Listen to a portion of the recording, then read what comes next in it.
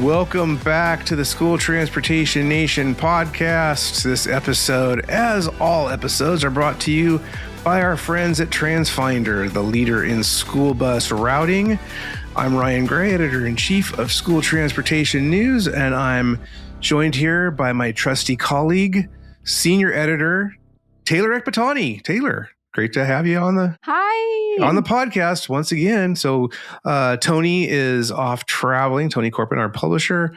He's attending the National School Transportation Association midwinter meeting. So I know he is going to have some great conversations out there and come armed with a bunch of more great news for the nation. But we have lots of news to jump into here. And Taylor, it's award season. It is. And happy 2026, my first podcast of the year. I know you and Tony were on last week, but it's my first one. So I just want to wish everyone a happy 2026. But yeah, as you mentioned, it is award season. We had the Golden Globes a couple weeks ago. You know, the Academy Awards here are coming up. But you know, the industry's got their own awards. The school superintendent. Very prestigious ones, too. Very prestigious. Exactly. The School Superintendents Association just announced their top 4 finalists for the Superintendent of the Year award. So if you guys haven't checked that out, we have an article at stnonline.com about it. But this is my preach to the choir here. All of our awards are open for 2026. So Garage Star, Rising Star, Grand Awful. Innovator of the Year. I was going to say, I don't want to miss one. So Ryan, hold me accountable. But yeah, we opened them all up. There's an article online that talks about it more. But if you have a person that you work with, you know, someone that you know that would fit one of those categories, please nominate them. We're going to keep the awards open longer this time. So you guys have a couple months. There's the due date for each award on the application form. But, you know, just as someone comes to your mind, shoot us that nomination. We get them in real time. So I love them. It's my favorite part. I love to read all about the amazing people in the industry. Absolutely. And last year, of course, you can check out all the awards. Head over to stnonline.com, go to our magazine tab right there at the top and go to our digital editions. And I think we launched it last year with Gaurav Sharda, the CEO for Beacon Mobility, for the human aspect of AI and what that company is doing. So that's our July issue. Hit it right after that with August, our Garage Stars. Something we did differently last year, Taylor. We normally had been giving it to individuals. We continue to give it to individuals last year. We have this whole grading system developed by our consultant, Bob Podlewski, NSDA Hall of Famer, fleet maintenance expert extraordinaire. But we also opened it up to teams. Yeah, and it worked out. You know, we had 3 teams that were recognized and 7 individuals, so kept to our 10 finalists. You know, we don't know if it's always going to be 10, but, you know, for Garage Stars, it was 10. So it was exciting. It's exciting getting the whole team involved, you know, where it's maybe not just one person running the show, but a group of mechanics and people and who keep the buses moving. So I thought that was a fun addition. And also, you know, as Garage and Rising Stars, if you guys win, you do get free conference registration to one of our shows for the next year. So it's always exciting now going back to them and being like, hey, you were in our magazine and now here are 3 shows for the year. You know, please come join us and see what all the hoopla is about. That's right. And gracing the cover of our August issue was one of those teams. It was the maintenance team at the South Carolina Department of Education. Of course, they're good friends of STN. We work very closely with them on our National School Bus Inspection Training, and that's coming up here in March in Charlotte, North Carolina, when we have STN EXPO East. So looking forward to seeing those gentlemen and working with them to bring some more exciting hands-on training to all of the industry. So really looking forward to that. Again, you can find all those winners at stnonline.com in our digital edition section. But Taylor, there's a lot of other news headlines to jump into. Perhaps one of the biggest, National Transportation Safety Board a couple of weeks ago announced that they are investigating a fatal student dragging in Maine. So a student got caught in those loading doors and the bus driver pulled away from the stop, and the student was dragged, I think, 280 feet until before they got unlodged, and they died as a result, very tragically. This is not the first time we've seen this happen, not the first time in Maine. I think I was looking, and it's happened at least 3 times over the last essentially 3 years. We've done sessions on this at STN EXPO West in Reno, Nevada. We've had a number of articles. There was actually a study done by the Pupil Transportation Safety Institute, probably almost a decade ago, that looked at this issue. And so many of the times we see this happen, Taylor, it's in very snowy, cold winter conditions because you have whiteouts, you have foggy windows. A lot of these students are younger, so a lot of times they cannot be seen very clearly. And it's just one of those issues that school bus drivers, student transporters need to be aware of, need to be training for. It can happen to anyone. You're at a rush at a school bus stop. We've read over and over again about how the shortage of school bus drivers has a lot of routes behind. They're running late. There's speeding happening. They're maybe not going through all the protocols and the procedures that they need to. And certainly when scanning around the bus before you leave the stop to not only avoid hitting a student, which we know is a very big issue, relatively so in the industry, considering 6 students died last school year, according to the Kansas Department of Education's National Loading and Unloading Survey, at the hands of the school bus because they were either leaving the school bus or on the way to the school bus. The driver didn't see them and hit them, and they died. And people always think, well, 6 fatalities in the grand scheme of things, that's pretty impressive and from the standpoint of just sheer numbers and statistics. But still, 1 child is too many. And these studies don't look at the injuries. We really don't have a good handle on the number of injuries that are happening around and on school buses. The data that we have to go by really is 2 decades old from the American Academy of Pediatrics. And that study has not been taken up again, has not been refreshed. And I've asked around, and there is really no appetite to do so. So yes, we look at fatalities, but there's a lot of injuries that happen as well. And just chalk up student dragging to one of those additional issues that student transporters need to be aware of. Yeah, Ryan. And, we had over 700 comments on our Facebook posts talking about this incident. A lot of bus drivers sharing their condolences and also just kind of saying they're in that position too. There are distractions that happen, but it's important to check your mirrors, check multiple times, count students. I was reading a lot of comments about, drivers making sure they count every single student. And, in this particular incident, there was, I believe there were step siblings that boarded together. And so, one got on and one didn't. Did that other sibling not say to the driver, like, hey, where's my brother?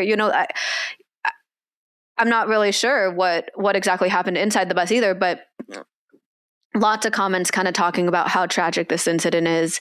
And it kind of, when I read it, it flashed me back to when I first started in the industry, and there was Dora, the movie. It was the city of the lost city of gold. And there was the trailer where Dora was getting off the school bus and her backpack got clipped and she was dragged, and it was supposed to be funny.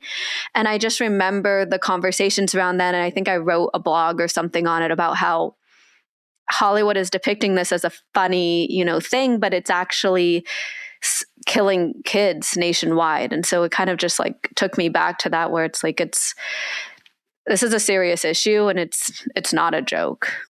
Yeah, I thought of that same incident or trailer, and I remember I wrote about it as well. I think in one of my editor's takes that these things. Yeah, it's a humorous moment in a movie. It's ha, everyone's laughing, but these things actually happen, and to this point, to tragic results.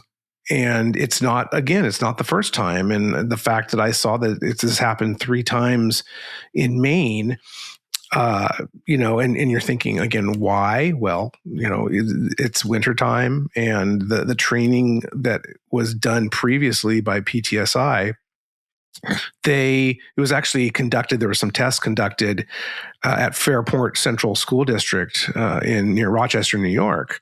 And Peter Lawrence, who was the director of transportation at that time, really did a lot of research and work with that and staged how easily this can happen, and especially when it's snowy and it's these kids are younger. A lot of them, they're wearing very bulky clothing, so a lot of the training discusses watching out for clothing being snagged. You have these small kids that have these parkas on, essentially, and all these zippers and strings and whatnot, Velcro, things that can present themselves as a hazard at the school bus stop when they're loading. So, but this incidents that NTSB is studying is another aspect of school bus loading and loading zone safety. The student who died was running after the school bus, which again, we see this time and time again, the students running after the school bus and falls down, gets run over by the school bus wheels.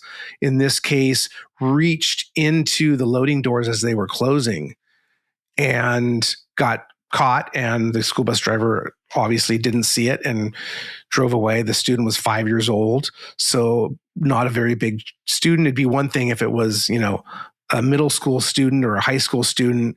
They're 150 pounds, and that the noise and maybe even the weight of that would hopefully alarm somebody. But if this student was only 40 pounds and 50 pounds and that bus starts going, you have this large tank of a vehicle. And at that point, it was just too late. And, I'm really happy to be working with NTSB. Speaking of STN EXPO East, last week, worked with Meg Sweeney, who's one of the investigators there. Actually reached out to Dr. Kristen Poland, who heads up their highway safety division. And she unfortunately couldn't make it, but Meg Sweeney will be with us, fingers crossed, when we head out to STN EXPO East. She's going to talk a little bit about this dragging. There's only so much that NTSB can talk about because, again, the preliminary report only came out, and it's going to take at least 1.5 years for that full report to be released. But talking about danger zone safety, of course, there was a high-profile collision between I believe it was a high school student driving a pickup truck behind a school bus in Wisconsin a few years ago, and distracted driving. They weren't paying attention. All of a sudden, at the last moment, they realized the bus was right in front of them, stopped to pick up this student, veered to the right, kind of a glancing blow off the rear bumper, but then hit the student standing in her driveway and killed her. So lap shoulder belts. I know you're working on an article right now, Taylor, for our February issue. So a lot there to unpack and for NTSB to talk about. So we're going to be closing STN EXPO East, God willing, on March 31st. I say that because she is scheduled to come, but we also have another potential federal government shutdown looming at the end of this month. Hopefully we don't, it would just be mind-boggling that we would go through this again just a few months after what happened this past fall, the longest shutdown ever. Certainly, number one, we don't want to see a shutdown at all. Number two, if we do, boy, I seriously hope it doesn't last 2-3 months. Yeah. Yeah, I remember, just when we were at TSD, the shutdown was going on and everyone, was panicking about flying, making sure getting there early because, those TSA workers are working without getting paid. So a lot of them are calling in sick. I know for me, I cut a little too close and just kind of walked through security and then walked right into the line to board my plane. So just keep those things in mind as you guys are preparing for travel coming out to Charlotte. Absolutely. So hopefully we don't have that issue. But as Meg Sweeney told me, NTSB is one of those agencies that has essential workers. But she was explaining to me that's only for investigations. So, if there is some kind of airplane crash or, God forbid, something happening with a school bus or any of those modes, marine, highway, safety, those all fall under NTSB's purview. They would have their investigators on call to respond to those. But for support staff and office staff, and certainly doing presentations at conferences, those would be affected. So fingers crossed, hopefully Congress gets their act together and doesn't simply pass another continuing resolution, but actually fixes the budget. Well, Taylor, we also have a bit of poor, bad headlines, or whatever you want to call it, coming out of Florida. Late last week, an aide in Florida was arrested for alleged child abuse. So once again, Taylor, we have video capturing this incident.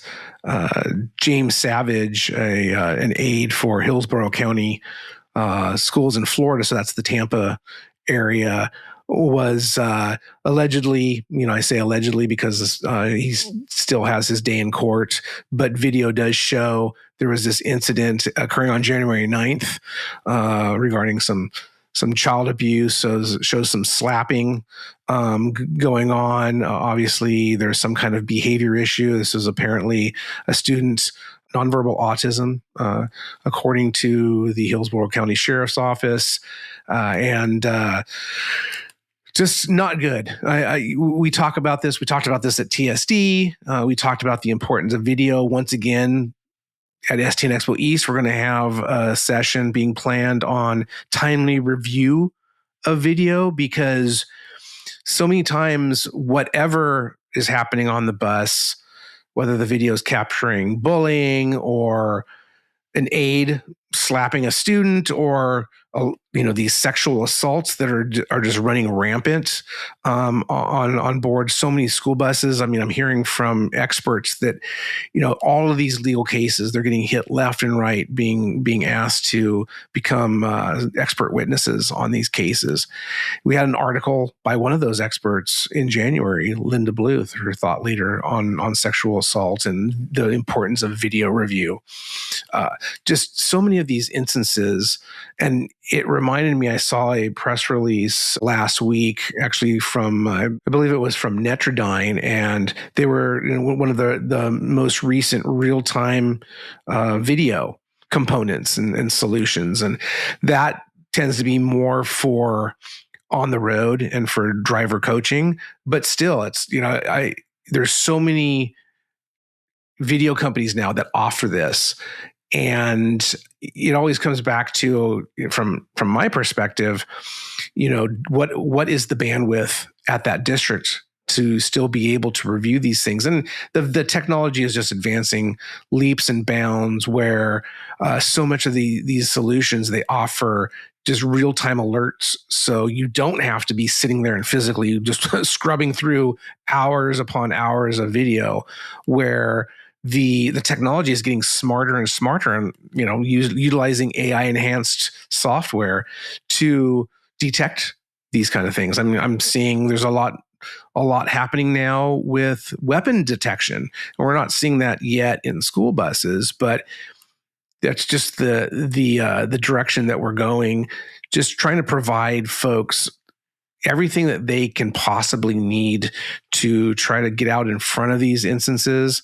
Make sure they're not systemic, because I don't know any more details on what happened down in Tampa, Florida with this particular incident.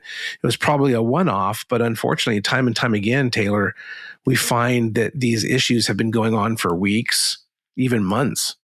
Right. And I don't want to come out and say, like that school bus drivers or aides are like planning this, right? But if you have these video reviews, your employees know. So your employees know how often you're pulling the video.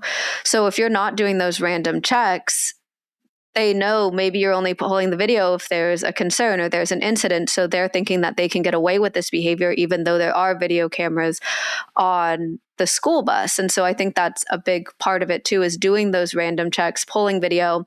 And you mentioned Gaurav, our innovator of the year. One of the things that he was really focused on was that AI embedded in the cameras and finding those incidents so that the technology is doing it and it's not on the human. So that the technology is saying, okay, this was a fight, or this was a, inappropriate action that was done by the driver or an aide on the school bus. And so I think being able to, find those moments that the technology is doing, as opposed to it being on someone sitting there and literally filtering through video, you're going to get tired, right? You're not going to look at everything. You're going to be like, oh, this video is good, or I know this driver is good.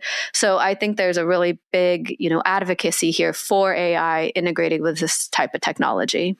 Absolutely.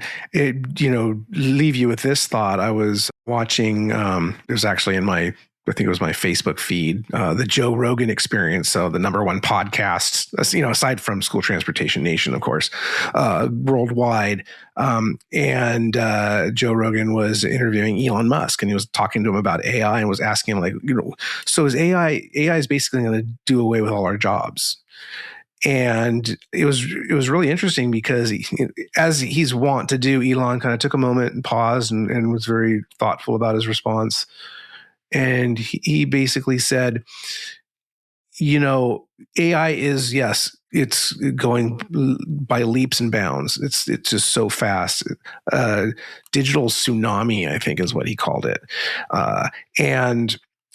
But he really pointed out that the jobs that are first going to be taken over by AI or robotics will be those computer behind the desk jobs, starting with answering emails, processing emails, but kind of more the data entry type things, even, maybe, reviewing video, and that the physical labor will be the last to be touched because we still need people to do things. You need farming, you need agriculture. Yes, AI is going to enhance the ability of factories, and already is, to get the work done more efficiently. But really, it's going to be that behind the desk work, which I work behind the desk. But I think that the point that we also see is, how are you utilizing AI? Because a lot of the conversation is, if you're not learning how AI is affecting your job, how you can utilize AI to become more efficient, you're basically writing your pink slip. So some things to think about. Well, Taylor, I have a great conversation coming up with Derek Graham, consultant to the nation, consultant to the stars in the school bus industry, retired state director as well from the North Carolina Department of Public Instruction. He's next. But first, here's a quick message. There are 3 types of people: people who love change, people who hate change, and people who regret not changing sooner. At TransFinder, they say, embrace change and have 0 regrets when you implement TransFinder's award-winning Route Finder Plus solution. Clients often share how they are saving money with Plus. They also share how easy Plus is to use. TransFinder's experts make implementation pain-free, and clients wish they had made the switch sooner. Plus turns 6 years old in 2026 and is more robust than ever. There's a reason why 1 in every 3 students receiving school transportation takes a bus with TransFinder's solutions on it. Don't let fear of the unknown hold you back. Kick off 2026 right. Contact the TransFinder team at 800-373-3609. That's 800-373-3609. 3609 or email them at getplus@transfinder.com to learn more about Route Finder Plus and their other award-winning solutions and services. All right, Nation, we're back. It's a pleasure to be joined today by our esteemed guest and colleague, Derek Graham, transportation consultant to the stars. A lot of you know him in his former life. He's the retired state director for North Carolina. They're at the Department of Public Instruction. Derek, thank you so much for joining us today. Hey, Ryan, glad to be here. And can you believe it's been 9 years since that transition for me? It's crazy. It seems like yesterday, and I'm probably talking to a lot of the folks here out in the nation. They're thinking, he's not the state director of North Carolina. Well, he was, and a longtime state director out there. That's where I first got to know you, Derek. And you helped numerous times with various articles that I was writing, and always one of the go-to people for really giving me the skinny on the nuance and what these different things going on in the industry mean. And one of those things that we're going to talk today a lot about is illegal passing of stopped school buses, a big issue that the industry continues to grapple with. And Derek, this has really become a passion project for you. You, of course, are going to be speaking on this topic, specifically on what the National Highway Traffic Safety Administration has been doing for a number of years now on illegal passing at STN EXPO East in not too far from your home in Concord, North Carolina. That's, of course, where the conference is going to be. You don't live in Concord, but you live in North Carolina, of course. So we're going to be in your backyard. Yeah, we're excited to have another round of STN East in the state, and yeah, you're right. This is the whole topic of illegal passing has become a passion, as you well put it. It's and if I start talking about that journey, I'm afraid it just makes me sound old, but I'll just do that anyway. It started for me at my very first NASDPTS meeting, my very first encounter with other state directors around the country. It was in 1995.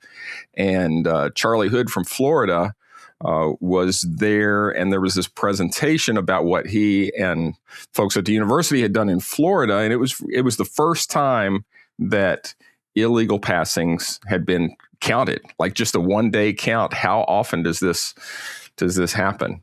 And as I would hope a lot of folks do with conferences, I took that home and it's like, well, dang, I was a math major. I can count, right? So we would start doing that. And we did that in North Carolina. To this day, there's a one-day count of stop arm passings in North Carolina. And we have really good participation with that, and but then that led to other things that I've had the privilege to be involved in.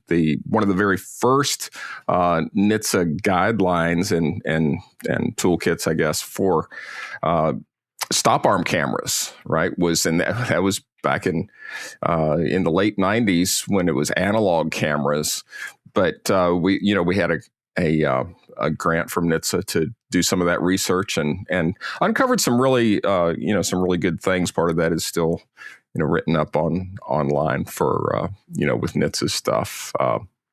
Over the course of time, there continues to be an annual grant to school districts for stop arm cameras.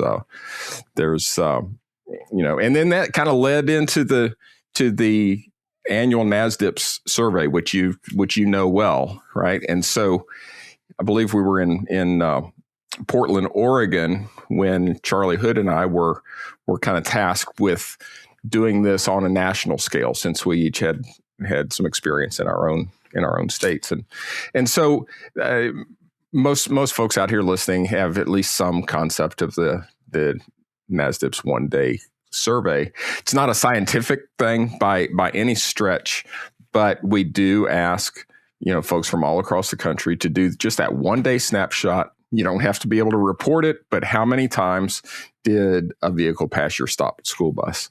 And over the years, you've seen the data too. It's pretty. It's been pretty consistent, and so that's really been kind of. It's been really kind of interesting, even though it's not a scientific thing. There's enough data there that I think it gets folks' attention. Mm-hmm. Absolutely. And of course, the most recent one, I think there's like you said, there's 12 or 13 of these or some huge number that we've been doing this for the industry.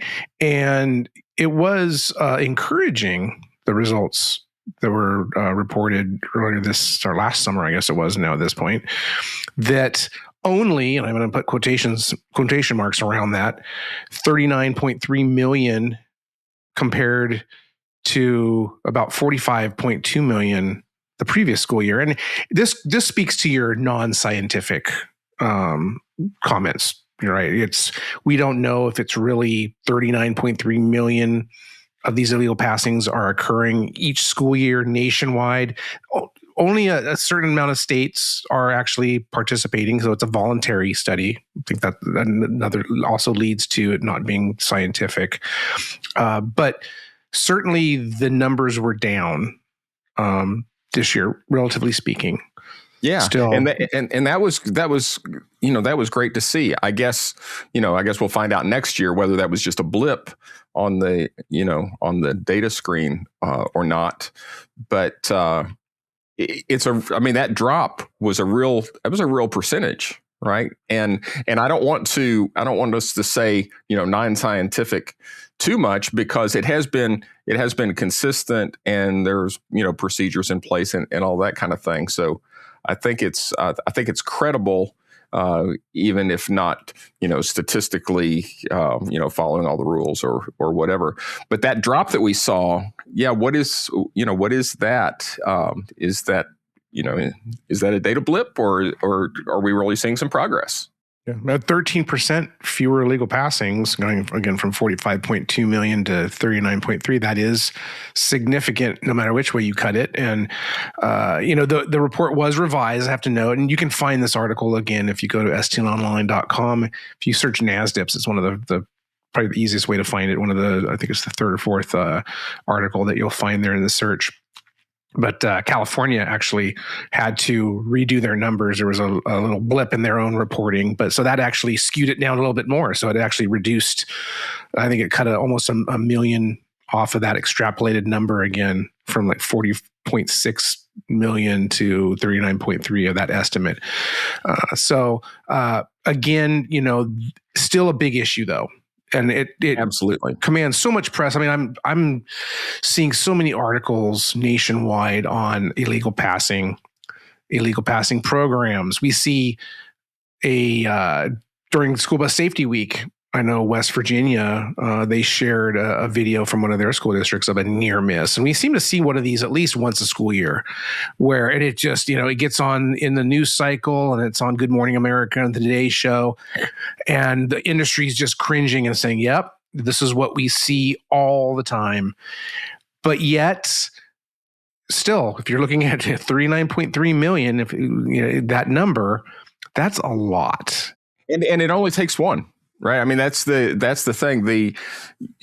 As we saw in 2018 with the Rochester, Indiana crash, with multiple fatalities, with that one incident, and it's just beyond tragic when that happens. One of the articles actually that's coming up here in about 2 weeks' time in our February issue, we are looking at illegal passing, and specifically at awareness, because, it's the carrot or the stick, right? And we're seeing a lot of the stick out there with a lot of these enforcement programs, and they certainly seem to work. There's a lot of data out there, especially from those using it, the companies that are providing that service, where it's using video to capture these events and sharing them with law enforcement. There's the court system and whatnot to actually cite these motorists, and we are seeing that impact motorist behavior in communities, but also too, just the awareness of the laws. Because I mean, every state has these laws. It's not a secret that you're not supposed to pass school buses in the danger zone, quote unquote, or the bus stop loading with the stop arm extended and the red lights flashing. At least it's for us here in the industry, it's a no-brainer, but not for everybody. Yeah, and that's one of the NHTSA studies. One of the research studies that we'll talk about in the session at the conference is just the different kinds of laws in various states. But the thing is, everybody knows or should know, that you don't overtake a bus from the rear when the red lights are flashing and the stop sign's out. All right, on a 2-lane road, you don't pass the bus as you're coming up and the red light's out and the stop arm's flashing. So, the nuances are, what about on a 4-lane road? Is there a physical median, or on a 4-lane road if there's a turning lane or whatever? The thing is, and I mean, this is just my take, is that, those differences mainly affect the situation where kids aren't crossing anyway. Right. So, yes, you, the motorist, are required to stop coming the opposite way on that 4-lane road. And, you should, and it's illegal and you should get ticketed if you don't. But rarely on a 4-lane road or something like that is a kid's life in danger, because transportation departments don't route kids to cross in those situations. And they shouldn't. And actually, you mentioned that Rochester, Indiana collision, horrific. It was widely reported by us and everybody else. And I know it really spurred a lot of NHTSA's research. You mentioned crossing, and a big movement that came out of Rochester was, hey, should we be crossing kids at all, regardless if it's a 4-lane highway or a 2-lane highway? And in that area, actually a neighboring district, not the district that suffered that horrendous collision where 3 siblings were killed, wiped off the face of the earth from a family by this motorist who early morning thought she was coming up on a trash truck. And again, we can get into more of the NHTSA surveys, because they've talked to motorists out there and they have data and responses that say, hey, what do you think when you come upon a school bus? But that was something that really jumped out to us here at STN when that crash occurred. That was like, hey, let's rethink crossing kids to begin with, and let's just eliminate that risk. Yeah, and there are, and certainly, you're there in California, and California has a unique solution and avoids that at all costs. And you're absolutely right.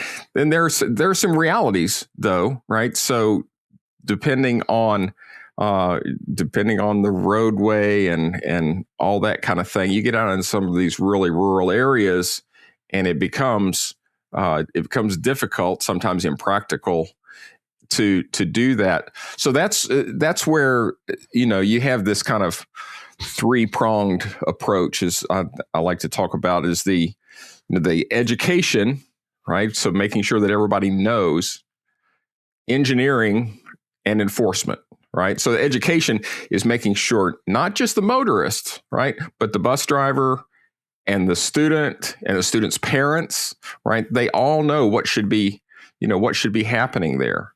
The engineering, we've seen over time some really good advances in visibility, illuminated stop arms and school bus signs and extended stop arms. And we in North Carolina 10 years ago or so, we implemented what we call a 3-position switch. I don't know how many states have adopted that, but it gives the driver a chance to activate the reds and stop traffic before they deploy the crossing arm and open the door for the students. So kind of an extra message that traffic should stop before students are supposed to do anything, right? Most states use a hand signal of some sort to do that that education.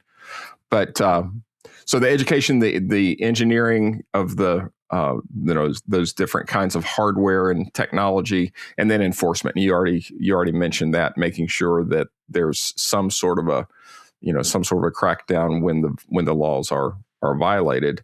And I'll just give you my take on the on the automated enforcement is you might not have insurance points and that kind of thing if it's a civil fine, but it's going to make you mad, right? And you and I run into each other in the grocery store. You're going to like, man, Derek, I got this ticket for blah, blah, blah, and maybe that makes me think more about, oh yeah, I should be more careful around school buses too.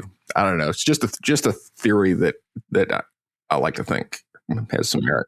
Well, it's definitely controversial. I mean, it's right in the same basket as red light camera enforcement, where then you get into it's always mind-boggling to me. You see some of the arguments, and some of it can be, well, there's technology can be flawed, and there's some of that, but the personal freedom argument, it always, and it harkens back to seatbelts. I mean, there still are some folks out there, and of course we have a couple states still that do not have a primary seatbelt law for passenger vehicles, which is mind-boggling in and of itself.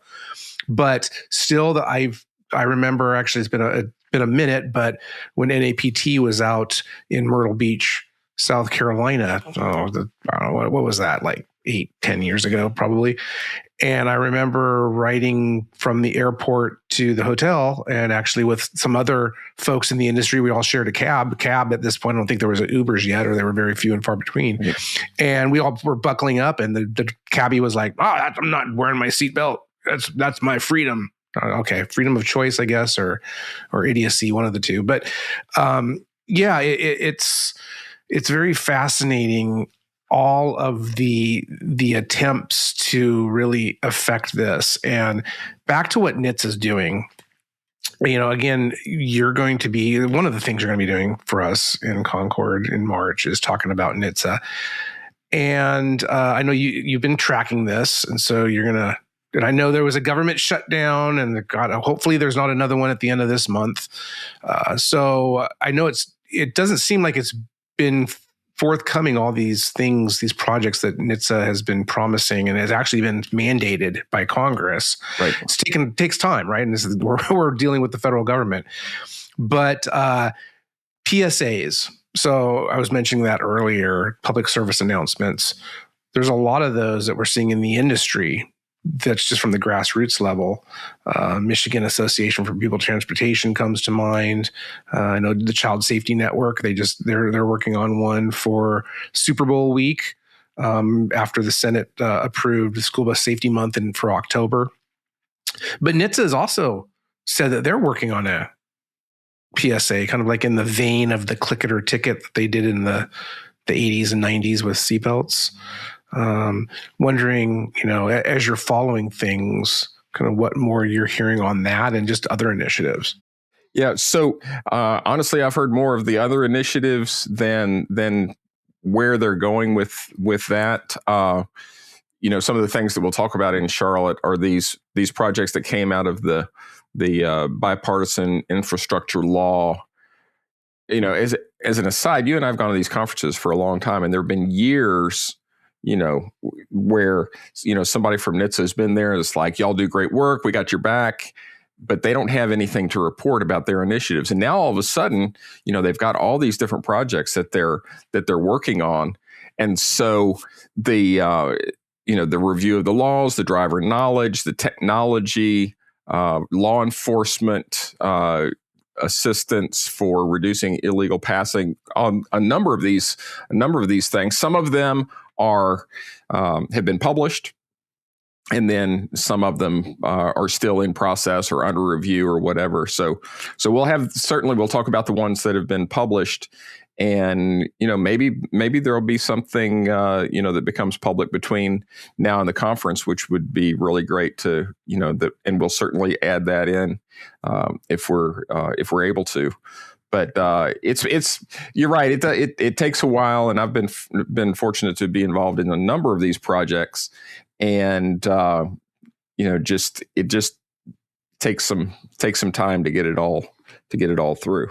And one of those published that you mentioned, I believe, is the NHTSA's Guide on Reducing Illegal Passing. So that's online. That's actually on the NHTSA website. You can find that pretty easily, where they talk a lot about the things we've been discussing, from public education and enforcement, legislation, penalties, data and evaluation, technology. So a lot there, and it's interesting because they recommend a two-pronged approach: awareness and enforcement. You added that third, engineering. Yeah, the engineering with the things that have happened within the industry. Oops. And I don't want to ignore your question about about PSAs too. I mean, that's pretty cool. The ones that the Michigan one I saw just recently, pretty good. And anything that will get the attention and just maybe make somebody think twice when they see the flashing lights. That's what it's all about. We did one you'll recall probably called Brake for Buses, and quite a few years ago, and it was pretty hard hitting. The last scene is this car that doesn't stop, and the kid's looking right at him, and so to try to get across the message about how serious it is. Now, all that said, when the American School Bus Council was still around, and we really spent a lot of time trying to come up with the best approach for some of these things, and it didn't take long to realize there's just not enough got milk money out there in our industry, right, to just make it everywhere. So you really have to pick and choose. And absolutely, man. It'll be interesting to see with Michigan. They're working on another one this spring, so that's going to be coming. And I mentioned earlier the Child Safety Network got some money from this Senate resolution. It was actually passed in November. Basically, they were ready to go with it right when they came back from the shutdown.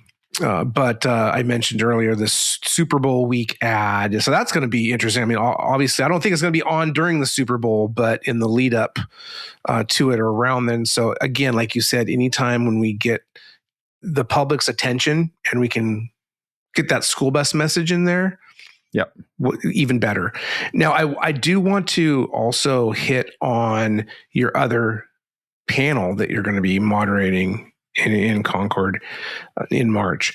And it's related, but we're looking at total danger zone safety because, as I've mentioned time and again on this podcast and articles, illegal passing is one half of the issue.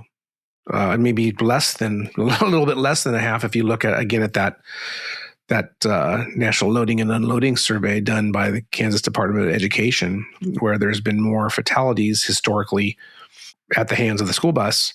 And we saw that just a couple months ago, or in November, right, when the results were released at NASDPTS in the DC area at the annual conference up there, that all 6 of the fatalities were at the hands of the school bus. And there's a lot of reasons for that. And I'm always very cautious. I don't want to paint the school bus as the culprit and the school bus driver wasn't doing what they were supposed to be doing.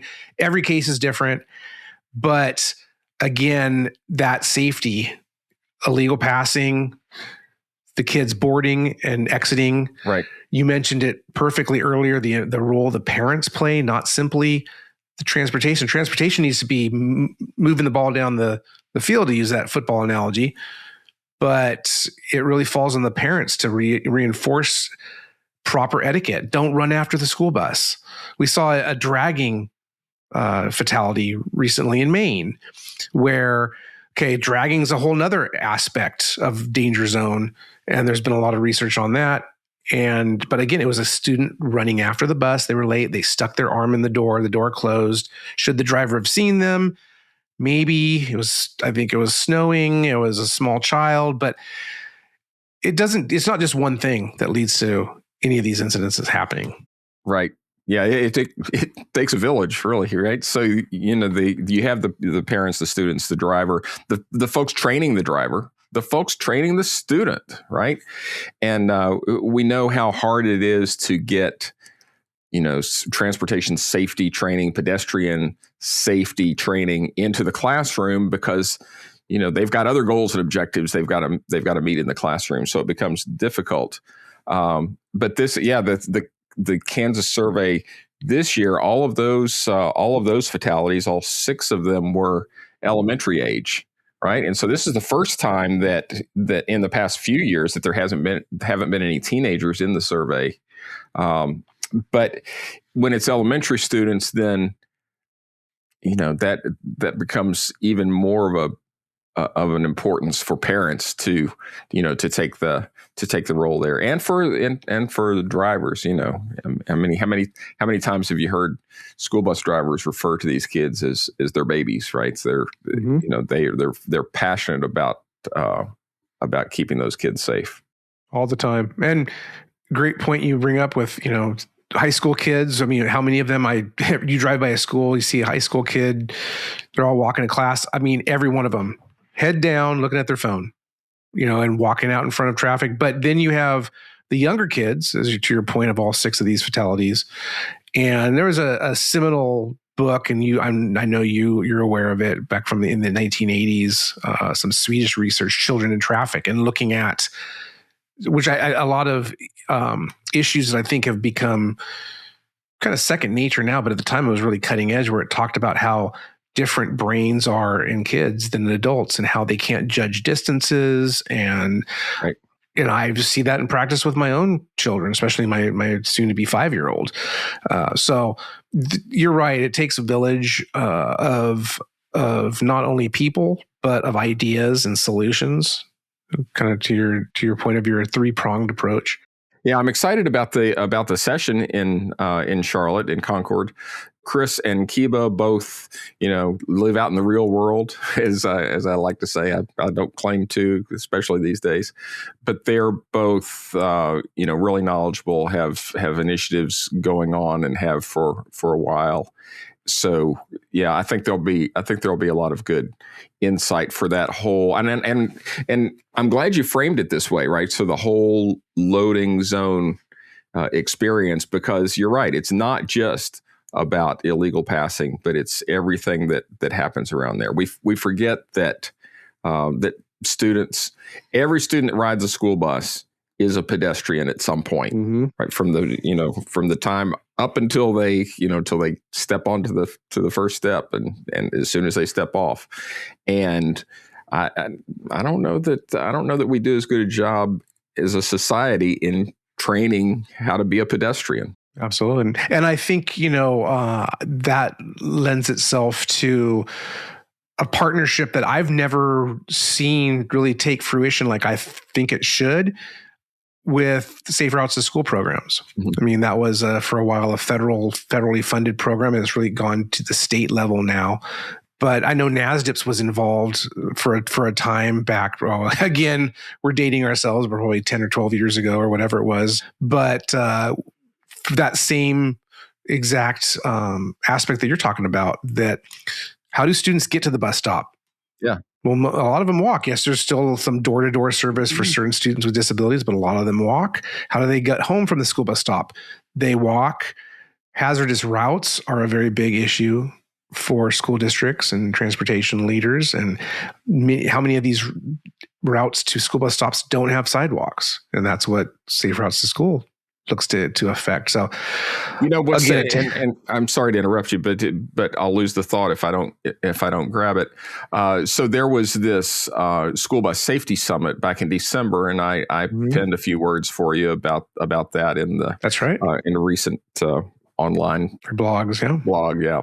And being a school bus guy in the room, I was kind of in the minority. Kiba was there, and and a few others from the associations, but so many of the people were from Safe Routes to School, or one of those other nonprofits, Governor's Highway Safety Offices, and many of whom, there's one of the ladies on stage, admitted, well, I've never been to a conference about school bus safety. But there she is working with kids and and other kinds of safety every day. So it was kind of an interesting dynamic to involve such a variety of people in that conversation. So, and again, you can go over to STNonline.com and find Derek's blog. And I do want to say, so you're going to be with Kiba Baldwin, who's the Executive Director of Transportation, Director of Transportation and Fleet, I believe, for Prince George's County Public Schools in Maryland, and Chris Hefizazeta, Director of Student Transportation for Austin Independent School District in Texas. So he's doing a lot of cool stuff with Waymo right now and illegal passing. They've been in the news. So a lot of great content that you're going to be providing for us, Derek. Really appreciate it. Yeah, looking forward to it. Thanks so much for joining us. It's amazing. This is the first time we had you on the podcast. I realized that out of 290. Wow. So we'll have to make it we'll have to do sooner than the next 290. Yeah, I have enjoyed the podcast through the years. I'm amazed that it is that you're still going weekly and still coming up with fresh new content. I really enjoy it. Well, you're helping us. You and all of our guests are helping us with that fresh content. So much appreciated, Derek. So, well, you keep up the great work, and we'll see you very soon here in Concord, North Carolina at STN EXPO East. Very good. Thanks. All right. Thanks, Derek. Great conversation. Thanks to you, Taylor. Also, always an eye-opening and scintillating discussion that we had. We also appreciate our sponsor, TransFinder, and we appreciate you, Nation. Thanks for tuning in and listening once again. We're here every week. I believe this was episode 290. It's crazy to see how far the nation has come, and we're here for the long haul. Let's get another 290 and then more under our belt. Visit stnonline.com for all the news and analysis on the school transportation industry.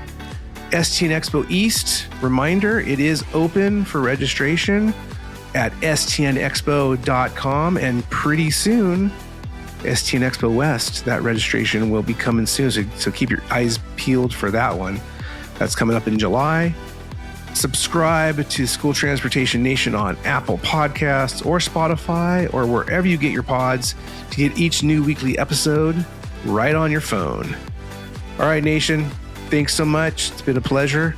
We'll see you next week.